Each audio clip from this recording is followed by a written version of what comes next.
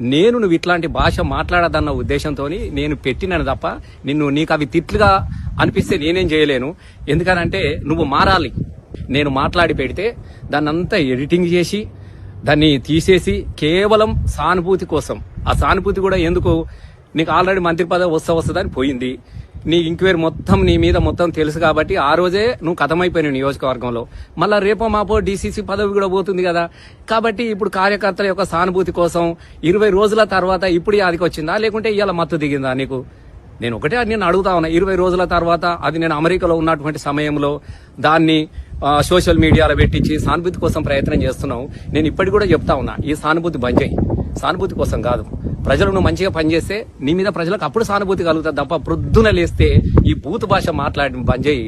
Doctor సాబ్, నీకు నేను మంచిగా చెప్తా ఉన్నా, నేను ఫ్రెండ్లీగా చెప్తా ఉన్నా, నీకు చాలాసార్లు కూడా చెప్పినా. ఇక నన్ను మారాలని కూడా చెప్తా ఉన్నా. పని చేస్తే ప్రజలు గౌరవిస్తారు తప్ప నేనేదో నేను తిట్టినా అని చెప్పేసి నువ్వు సానుభూతి పొందితే నీ గౌరవం వస్తుంది అనుకోవడం నీ అవివేకం. నేను ఎందుకంటే నీకు మళ్ళీ చెప్తా ఉన్నా, నీ డీసీసీ పదవి పోయింది, ఇక రేపో మాపో అది పోతుంది.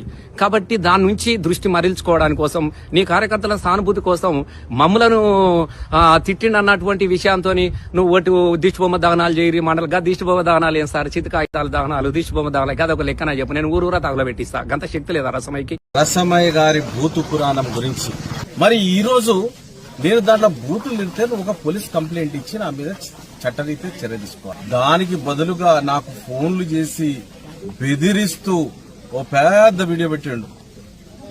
రాజకీయంగా ఉంటే రాజకీయంగా ఫైట్ చేయి, ఏదైనా ఆధారాలుంటే ఆధారాలతో ఫైట్ చేయి. అంతేగాని మా అమ్మ ఊడ్చేదైతే నన్ను ఉత్తముని తయారు చేసిందిరా, యూజ్లెస్ ఫెలో. మా అమ్మ చెప్పులు కుట్టేదైతే నన్ను ఉత్తమునిగా ఒక డాక్టర్ గా తయారు చేసింది, ఒకరిని లాయర్ గా తయారు చేసింది, ఒకరిని బ్యాంక్ ఎంప్లాయీగా తయారు చేసింది, ఒక క్యారెక్టర్ నోళ్ళం.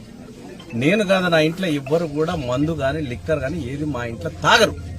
నేనే కాదు, మా అన్నదమ్ములు అందరం కూడా. ఇట్లాంటి చిల్లర పనులు చేసే అలవాటు లేదు. బట్ట కాల్చి మీదేస్తా అంటే ఊరుకునేది లేదు. రసమై, నీకు ఏ విధంగా శాస్త్రి చెప్పాలో నువ్వు రా. అమెరికా నుంచి వచ్చిన తర్వాత నీకు చెప్పేది చెప్తాం. దీని విషయమే పోలీసుకు కంప్లైంట్ చేయడం జరిగింది.